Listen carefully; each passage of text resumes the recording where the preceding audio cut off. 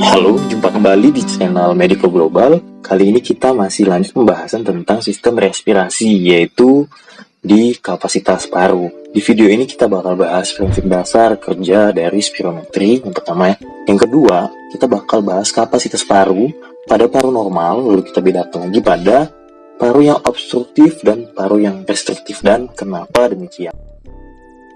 Ada hal lain lagi yang bisa kita nilai dari spirometri itu, yaitu volume ekspirasi paksa dalam 1 detik, FEV1.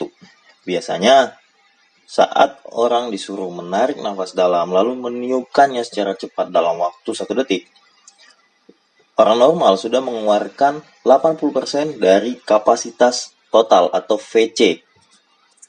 Nah, ini nanti akan berguna untuk membedakan mana penyakit paru yang obstruktif dan mana yang restriktif. Di sebelah kiri ini saya gambar dulu gambaran volume dari paru yang obstruktif. Kita ingat dulu prinsip dari kata obstruktif.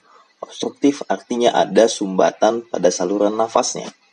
Karena saluran nafas ini tersumbat, akibatnya udara sulit untuk keluar, sulit melakukan ekspirasi. Jadi perlu diingat pada saat orang itu asma, yang sulit itu bukan dia menghirup nafas, tapi dia menghembuskan nafas. Karena terjadi bronkokonstriksi.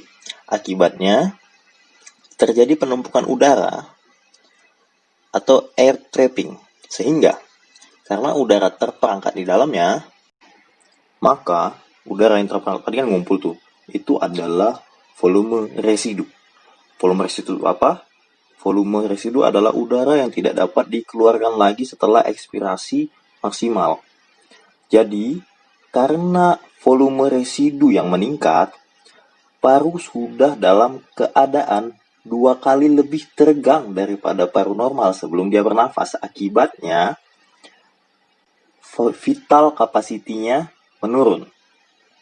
Jadi, total lung capacity-nya, kapasitas total dari parunya tetap 5.700.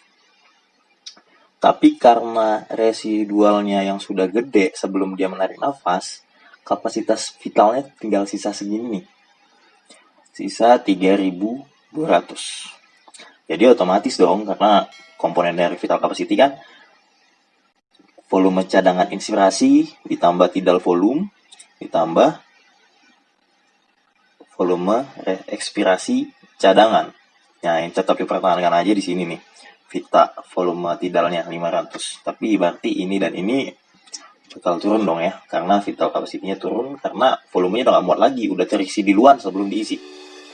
Nah, yang ini gambaran kalau paru yang restriktif.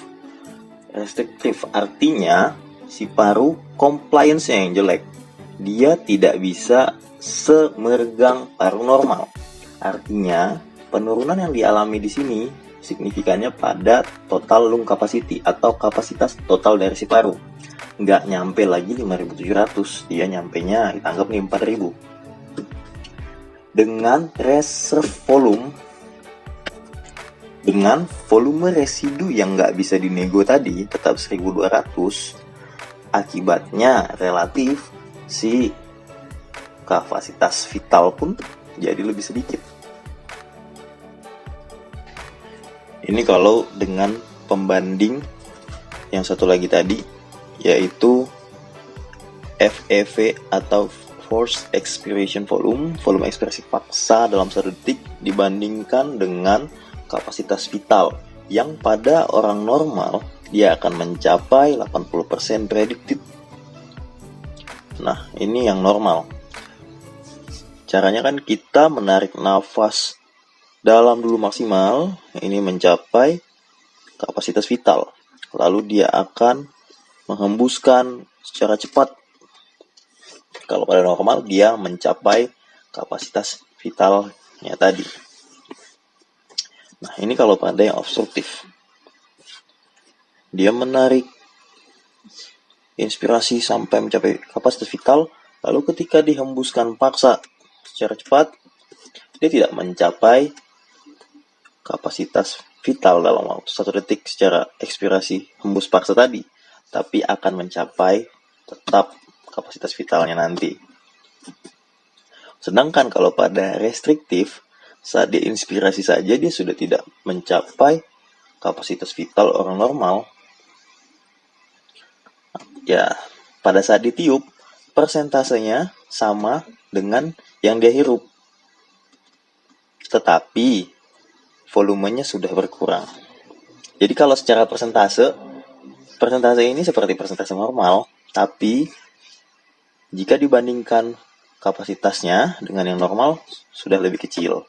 Jadi kecil dibanding kecil, jadi hasilnya tetap kecil. Sementara kalau yang obstruktif tadi, dia tetap mencapai volume kapasitas sama dengan yang normal, hanya waktunya berbeda karena tersumbat. Ini tergantung penderajatan ya, ini hanya konsep dasar aja. Ya, sekian mungkin dari penjelasan yang banyak ini. Yang secara prinsip disampaikan ini masih ada yang kurang jelas. Jadi teman-teman boleh nanya langsung di kolom komentar. Nanti kita akan jawab secara ketikan biar lebih enak ngebacanya kali. Sekian, sampai jumpa di video berikutnya.